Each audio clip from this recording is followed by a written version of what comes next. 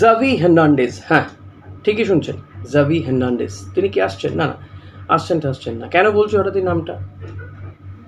কারণ এই প্রাক্তন ওয়ার্ল্ড কাপ উইনার স্পেনের ফুটবলার, যিনি স্পেনের বয়সভিত্তিক ফুটবলে বিভিন্ন স্তরে তিনি বিশ্বকাপে প্রতিনিধিত্ব করেছেন, বিশ্বকাপ জিতেছেন, বার্সেলোনায় খেলেছেন এবং স্পেনের যে ফুটবল, যে সময়টাকে টিকিটাকা ফুটবল বলা হতো, তার অন্যতম কারিগর যিনি সদ্যই বার্সেলোনার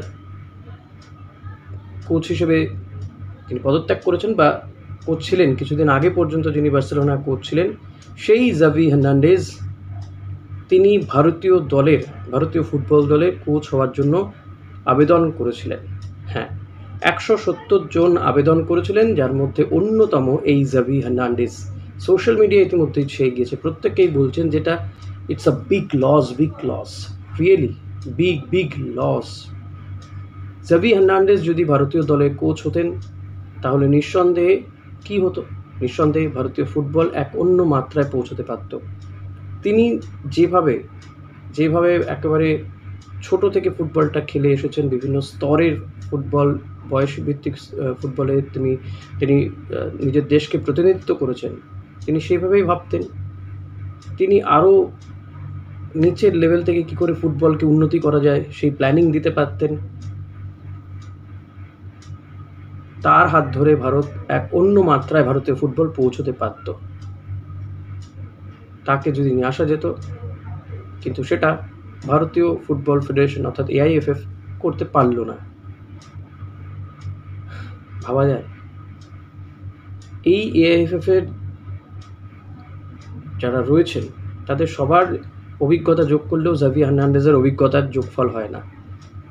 তার মানে 10%ও হবে কিনা সন্দেহ। কিন্তু তাকে এরা রিজেক্ট করে দিল। হ্যাঁ ঠিকই শুনছেন, রিজেক্ট করে দিয়েছে। জাভি হার্নান্ডেজকে রিজেক্ট করে দেওয়া হয়েছে। কি কারণ শুনলে আরও অবাক হয়ে যাবেন। কারণটা হচ্ছে পয়সা নেই। AIFF এর কাছে এত পয়সা নেই যে জাভি হার্নান্ডেজের মতন কোচকে তারা বহন করতে পারেন, তাকে নিয়ে আসতে পারেন, রাখতে পারেন। ভাবতে পারছেন ভারতের কাছে এই পয়সা নেই। AIFF এর যদি না থাকতো, AIFF বলতো, ভারত সরকারকে বলতো যে এমন একজনকে নিয়ে এলে আমাদের দেশের ফুটবল মানচিত্রই বদলে যাবে, গোটা পৃথিবীর মানচিত্রে ভারতীয় ফুটবল এক অন্য জায়গা নিত, অন্য মাত্রায় পৌঁছে যেত। আরে ভাই, কমসে কম ক্রাউড ফান্ডিং তো করতে পারতো। কত কিছুই তো ঘটে, ক্রাউড ফান্ডিং কত রকমভাবে তো টাকা তোলা হয়েছে দেশের মানুষের কাছ থেকে। আরও বেশ কিছু কোম্পানির কাছ থেকে টাকা নিয়ে নিতে পারত। বন্ড দুর্নীতি নির্বাচনে আমরা কি ভুলে গেছি? কমসে কম একটা সোশ্যাল মিডিয়াতে পোস্ট করে দিয়ে বলতে পারতো যে সাহায্য করতে চান সাহায্য করুন। 140 কোটির দেশ, প্রত্যেকে 10 টাকা করে দিলে কত হয় বলুন তো? 1 টাকা করে দিলেই তো 140 কোটি হয়ে যায়।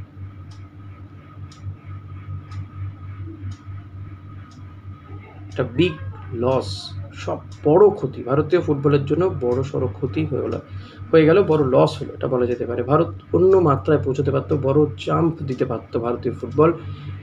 আমাদের দেশের ফুটবলাররা এমন একজন গুরুকে পেতেন, এমন একজন কোচকে পেতেন, যিনি এতগুলো বছর তিনি ফুটবল খেলেছেন, ওয়ার্ল্ড কাপে প্রতিনিধিত্ব করেছেন, যিনি বার্সেলোনার কোচ ছিলেন, বার্সেলোনায় খেলেছেন, মেসি রোনাল্ডিনোদের পাশে। সেই প্লেয়ারকে আমরা হাতছাড়া করলাম, তাকে কোচ করতেই পারলাম না, ভারতীয় দলের কোচ হিসেবে আনতে পারলাম না। এটা আমাদের লজ্জার। আর তার রিজনটাও হচ্ছে, এবং সেটা AIFF এর কেউ বলেও দিচ্ছে, যে ফেডারেশনের কাছে অত পয়সা নেই। ভাবুন, শেম অন ইউ। একই কল্যাণ চৌবেরা যেভাবে দুর্নীতি করেছে, তারপর আবার এটাও প্রকাশ্যে চলে আসছে যে পয়সার জন্য জাভি হার্নান্ডেজকে আনা গেল না। এরপরে কে কোচ হবেন ভারতীয় দলের? খালেদ জামিল। সেটা মোটামুটি ঠিকই, কিন্তু তার শুধু একটা নিরপেক্ষতা বজায় রাখার জন্য এসব বিজ্ঞাপন দেওয়া হলো, যেখানে বিশ্বের তাবড় কোচেরা অ্যাপ্লাই করলেন, কিন্তু শেষমেশ খালেদ জামিলই হবেন। আমি বলছি না খালেদ জামিল খারাপ, আমিও তার হয়ে অনেকবার সওয়াল করেছি, কিন্তু জাভি হার্নান্ডেজ আর খালেদ জামিল যে এক নয়, এটা খালেদ জামিলও বোঝেন। এটা জাস্ট ভাবা যাচ্ছে না। এটা আমি সত্যি ভাবতে পারছি না যে এমন এত বড় মিস্টেকও করতে পারেন ভারতীয় ক্রিকেট দলের তাবড়ো কোচ হয়েছেন বিশ্বের বিভিন্ন প্রান্তের প্রাক্তন ক্রিকেটাররা। গ্রেগ চ্যাপেল, গ্যারি কাস্টেন থেকে শুরু করে কে না কে হয়েছে, কিন্তু ভারতীয় ফুটবল দলের জন্য পয়সা নেই। ভারতীয় ফুটবল উন্নত হবে, আমরা ওয়ার্ল্ড কাপ খেলবো, এইসব স্বপ্ন কাঁথায় মুড়ে উপরে তুলে দিন, জীবনে সেটা হবে না। আর কি বলবো বলুন, আজকে আর অন্য কোনো বিষয় নিয়ে সত্যি আলোচনা করার মতন অবস্থায় নেই। এই খবরটা পাওয়ার পরে সত্যি রাগ হচ্ছে, দুঃখ হচ্ছে। ক্রাউড ফান্ডিংই আমার মনে হয় এই ক্ষেত্রে একটা রাস্তা হতে পারত। এখন বোধহয় দেশের মানুষ আমরা সবাই মিলে গিয়ে বলি জাভি হার্নান্দেজকে যে আপনি দায়িত্ব নিন, প্লিজ দায়িত্ব নিন। কিছু বলার নেই। IFF, shame on you, Kalyan Chaubey and all. 26 তারিখে ডুরান্ড কাপে ইস্টবেঙ্গল মোহনবাগান কল্যাণী স্টেডিয়ামে মুখোমুখি হবে। 10,000 দর্শক হবে। পুলিশ নিরাপত্তা দিতে পারছে না বলে ডেট পিছিয়ে যায়। আর এই ইস্টবেঙ্গল টিমে কিন্তু বেশ কিছু পরিবর্তন হবে। প্রায় 6 জন সিনিয়র ফুটবলারকে কলকাতা লিগে, যার মধ্যে দেবজিৎ মজুমদার, এডমন্ড লালুন্ডিকা, এদেরকে নথিভুক্ত করা হয়েছে। 6 জন এরকম ফুটবলারকে। মার্তন রায়নাও রয়েছেন। তো বোঝা যাচ্ছে, আমার তো মনে হয় দেবজিৎকেই গোলে খেলানো হবে। সিনিয়র জুনিয়র মিলিয়ে মিশিয়ে তাদের প্র্যাকটিসও হচ্ছে এবং তারা খেলবে। কলকাতা লিগের ডার্বি বলে সেটাকে হেলাফেলা করার জায়গায় নেই। ইস্টবেঙ্গল তাই অত্যন্ত সিরিয়াস। আর মৌসুমের প্রথমে যদি ডার্বিটা জিতে যেতে পারে, এর সঙ্গে প্লেয়ারদের মনোবল অনেক বেশি চাঙা থাকবে। দর্শকরা বা সমর্থকরা যে কয়েক বছর ধরে হতাশায় ভুগছে, তারাও কিছুটা মোটিভেশন পাবে, এটা বলা যেতে পারে। তো অতি অবশ্যই বলবো ইস্টবেঙ্গল এই ম্যাচটা জিতুক, আমি সেটাই চাইবো। কল্যাণী স্টেডিয়ামে ফুল ফুটুক, শান্তিপূর্ণভাবে ম্যাচ হোক।